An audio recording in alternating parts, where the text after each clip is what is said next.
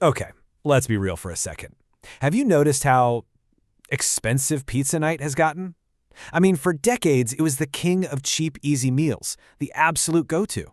But now, it feels more like a treat, a splurge. So today, we're going to put on our detective hats and solve this thing. The case of the disappearing cheap pizza. Yeah, this one really hits home, doesn't it? I mean, you remember those days, right? 2-for-1 deals, the $5.99 carryout specials. It was just the easy button, the simple, affordable answer for when you just did not want to cook. It was literally the default setting for a cheap, and let's face it, delicious meal. But then you flash forward to today, and you're staring at that checkout screen, and it's flashing, what? 25, maybe even 30 bucks for one large pizza with a couple of toppings? And that's before you add in the delivery fees and a tip. All of a sudden, poof, that budget option is just gone. So what on earth happened, right? Did all the pizza chains get into a secret meeting and just decide to jack up the prices? Well, the answer isn't quite that simple. It's not really about greed, surprisingly. It's about math. And today we're going to break down exactly how the old math, the math that made pizza so cheap for so long, completely, and I mean completely, fell apart. All right, first up, the era of cheap pizza. To really get why pizza costs so much now, we've got to go back and understand why it used to be so incredibly cheap. You know, this was the golden age of the unbeatable deal, and it was all built on a very, very specific economic foundation. So when you break it down, pizza is basically built on some of the cheapest commodity foods you can find. We're talking flour, water, tomato sauce, super cheap stuff. Now compare that to, say, a burger meal. That's built around beef, which is way more expensive. This simple difference gave pizza this huge structural cost advantage from the get-go. The ingredients were dirt cheap, but the value we placed on a hot, cheesy pizza, that was high. But hold on, there's one ingredient we've kind of been ignoring so far, and it's the one that changes the entire equation. This is our first major clue in this whole investigation. Let's talk about the real cost of cheese. And here is where it gets crazy. Look at this. Cheese, and we're talking specifically mozzarella, can make up a staggering 40% of a pizza's total food cost. 40%! It's not just another topping. For a ton of pizza places, it is the single biggest food expense they have. Period. So here's the kicker. Unlike flour, which has a pretty stable price, cheese is expensive and it is volatile. Its price can swing wildly because of, everything from the weather to global supply chain chaos.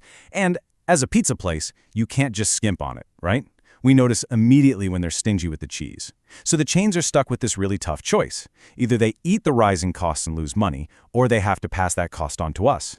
Okay, so cheese is definitely our main suspect in this case. But it didn't act alone. No way. It had accomplices.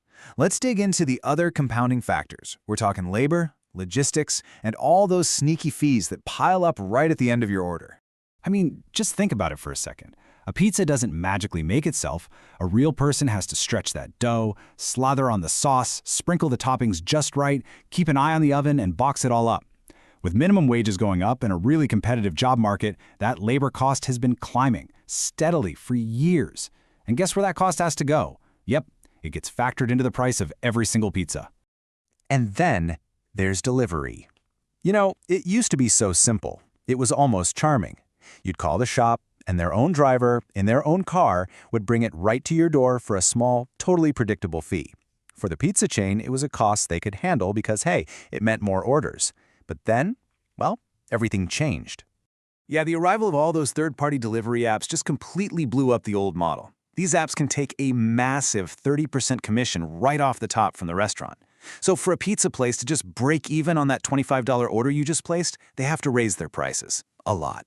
Suddenly, delivery wasn't this simple little service anymore. It became a huge, expensive part of the business. Okay, so we've got our hard costs, right? We've got the cheese, the labor, the delivery fees. But there's another really important piece to this puzzle, and this one, it's all in our heads. Let's talk about the psychology of a deal and the real motive behind why we're feeling so much sticker shock.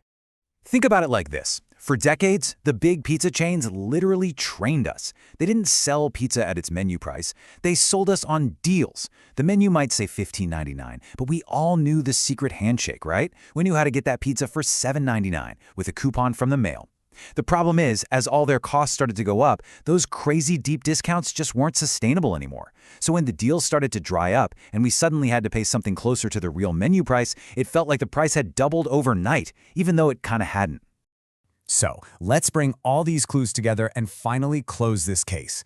What we have is a perfect storm. The cost of ingredients, the cost of labor, the insane cost of delivery, and our own psychology. They've all smashed together to create this new, much more expensive reality for pizza.